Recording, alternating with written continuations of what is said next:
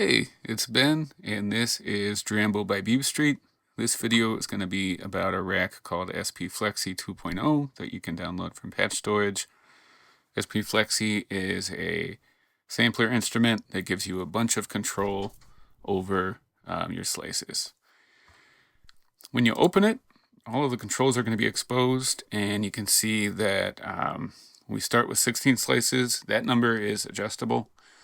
And then all of your slice controls are listed here. So you have offset, both like a coarse and then a fine control, a pitch per slice, filter cutoff per slice, special lo-fi mode, and then time is like your end point sample duration, and then you have individual pan and stereo spread for slices as well.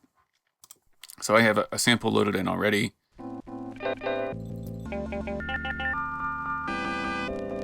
And some slice points already set. The sample is Deliver the World by War.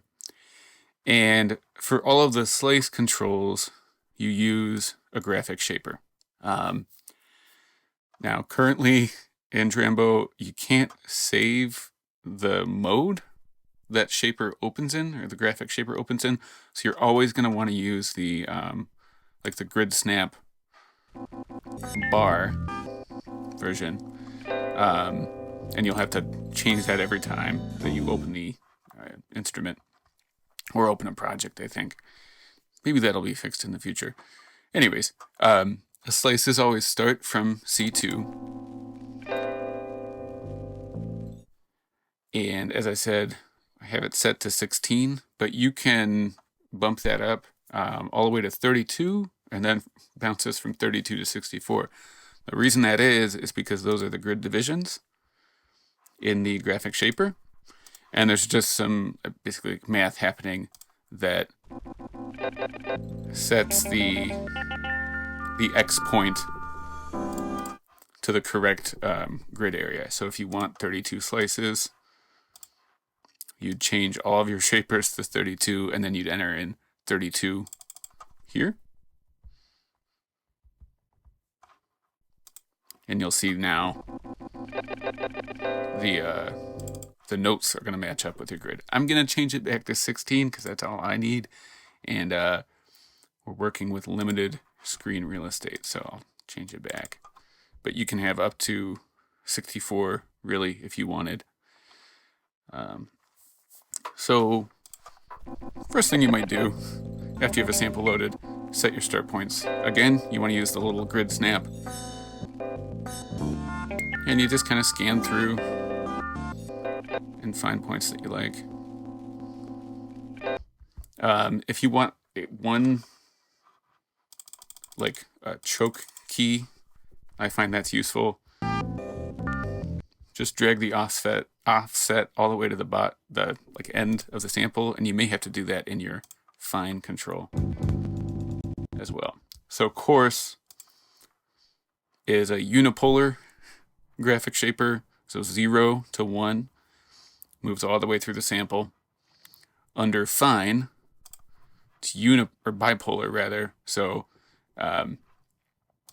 I have it set here. You can even change the scale. So if you want more or less fine control, you get it, but this moves. It's much more fine.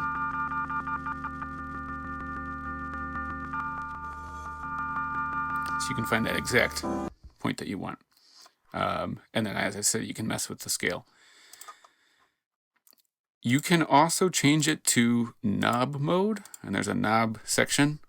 I made a previous instrument that uses one single knob, and every time you trigger the sample, it's saving into a slot just for that note. And this is like even more, for me, flow inducing.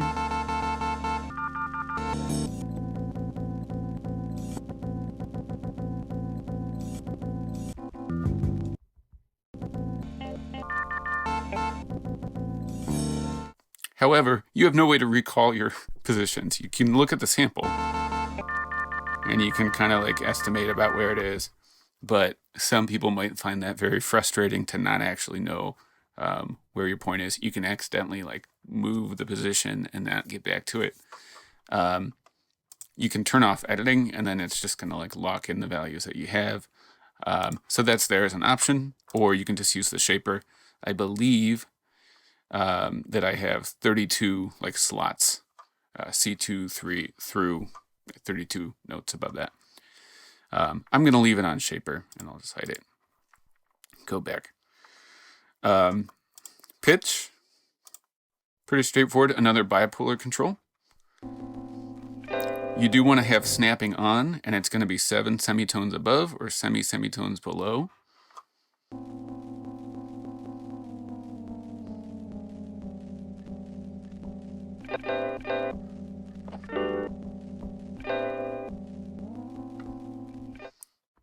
If you want more range or less range, you can change the pitch range here. So, and this is going to be the 7 above, 7 below. Just make sure you change the Y snap to correspond. So you use a little bit of math. It's going to be double the pitch range here, and leave it in bipolar mode. Filter cutoff.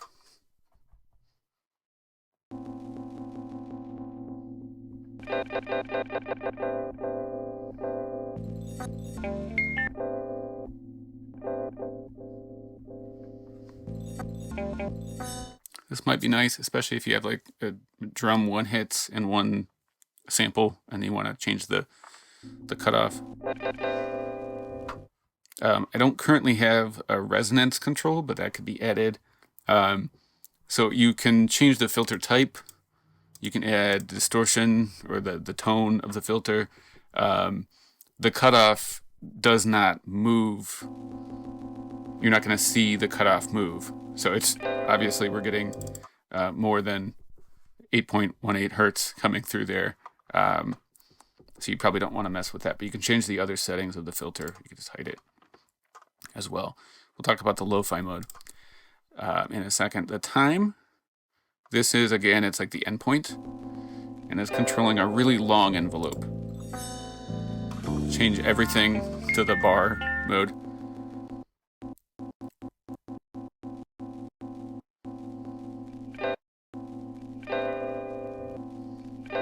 So this is on like a kind of a curve that it isn't exposed here. I guess it is. So you can see the values, anything from like in here, they're really small. So not long envelopes. And then once you get, up to like here, then you're into this area. So significantly longer sample duration. You can change the overall scale here. So if you're just working with drum 1 hits, you have like a bunch of hits in a sample, you could bring the scale down and then work within that curve even more. Or if you have, you want more precision for longer samples, you could change your curve to, mostly focus on longer samples. But I like to leave it here. For the most part, I'm having samples like play out, or I choke them with a specific note, and then the next sample that I play or next slice is going to choke it. Pan. Hope I haven't like swapped anything. You probably don't need snapping on, but you might want like here. So up, all the way left, down, all the way right.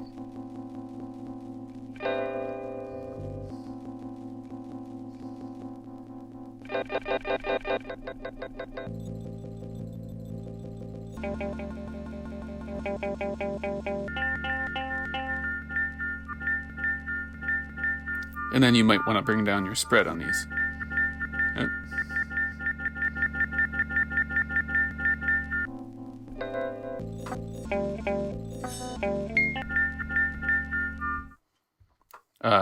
And I like to do that when there's a sound on the left or right channel that I want to isolate, but then you obviously don't want sound just on one ear.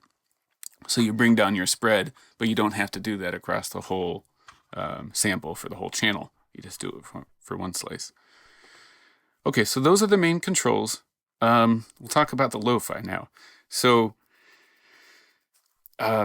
we have a nice decimator effect in Drambo. And there's plenty of, plugins that do decimation as well. But what's basically happening, you're using a control signal, and then you're reducing the resolution of that control signal, and turning lo-fi mode on is actually changing the mode of play to scratch. So you're scrubbing through the sample. And this is a technique that a well-known Drambo user, RS2000, came up with. But I think it sounds great. Their explanation of it was that it's like more in line with what is actually happening in an old school sampler. So you have some reduction tools. There's actually nothing different about using find, coarse, or destroy. It's just a little bit more subtle. And I think part of the reason is because decimator caps out at like 21,000 hertz. Whereas this is, you can hear nothing and then you bring it in slowly and it's there. So what I like to do, get it to where you basically can't hear anything, and then use the other two knobs. Oh, you can hear it there.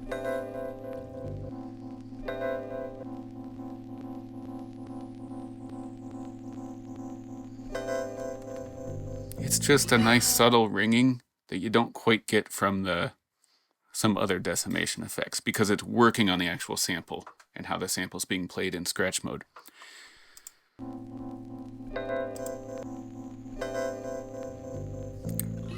I just love it. It's subtle. Other people might not care. That's fine. Now, when you turn lo-fi mode on, it's not going to be in tune. Sometimes it's going to be like here. So you're like, oh, what do I do? Well, you adjust the rate. So where you think it sounds okay? Nope, gotta go lower. So you turn back and forth between lo-fi mode until you got it in tune.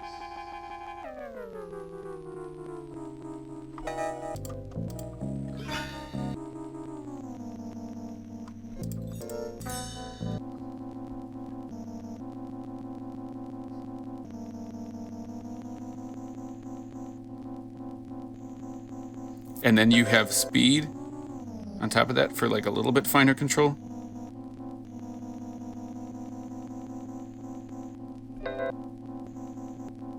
And then you have a fine knob for extremely fine control. Probably don't want to mess with global pitch.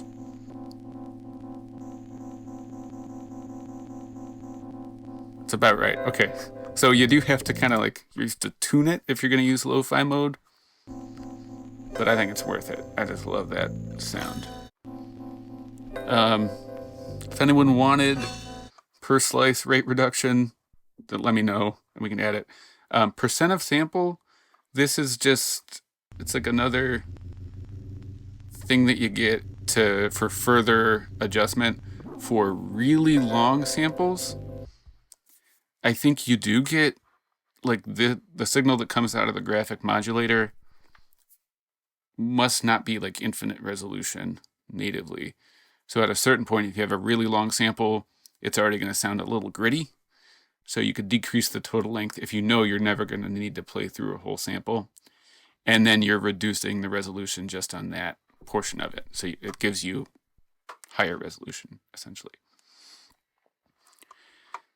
You can turn on velocity control. Maybe. That part looks broken. Oh. Let's see if it works now.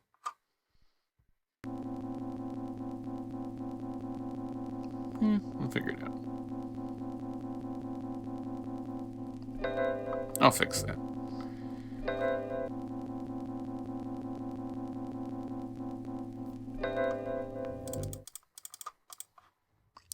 And then global pitch. Okay, so once you have your lo-fi mode and regular mode in tune. Then you can make changes to global pitch. This is, again, it's so you can have things locked into semitones. So you can see they're in pitch. If I didn't have lo-fi tuned, then I'd want to do that first. You don't really want to mess with the pitch over here, because that is going to mess up your lo-fi mode. So adjust pitch globally over here. You can change the range. It's the same thing. Your Y snap needs to be double your pitch range. So those are the controls. You have your regular Flexi stuff going on. And then if you really wanted to play with the like old school sampler sound, you could sample in. So delete a sample. Let's pull something in real quick.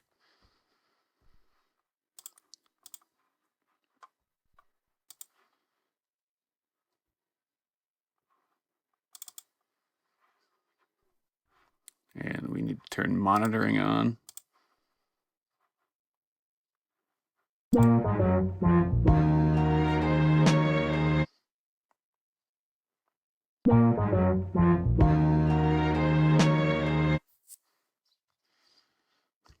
I think it's using our envelope. You can see it's still playing, and it'll record. We just won't hear it. So we'll just sample it in. Now, maybe we want to like up the pitch a little bit, like double speed, and that'll give us like a really lo-fi sound, because we're going to pitch it back down. We'll say 12. So you can add some distortion here that'll be baked into the sample. You can adjust the filter. You can get your compressor.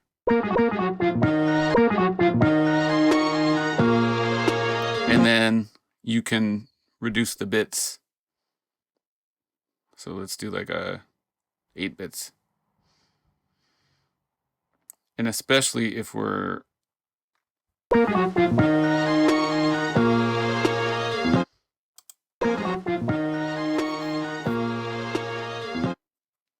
so it's going to keep sampling. We don't have to listen or sit here while it goes through the whole thing. It won't take very long because it's going double speed. All right. Now we can close this.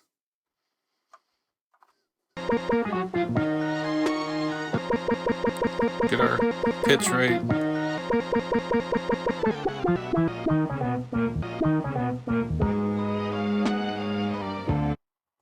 Let's say 12, and then we'll double that.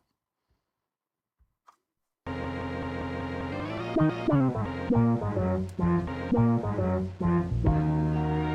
right. Lo-fi.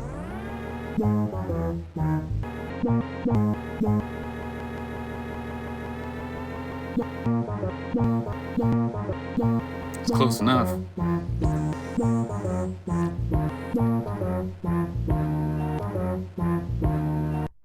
So if you want to like grid up your samples a little bit, you can mess with that, but you can also just load samples directly in. Velocity is not broken. I just checked. I didn't have velocity on for my pads.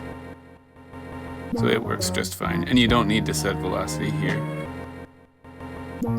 It just works here because I don't think there's any triggering happening in scratch mode. Maybe that's why. Doesn't matter. Anyways, you can make recommendations to this. If you find something that is broken, please let me know. And if you have questions, you can ask them. Have fun with it.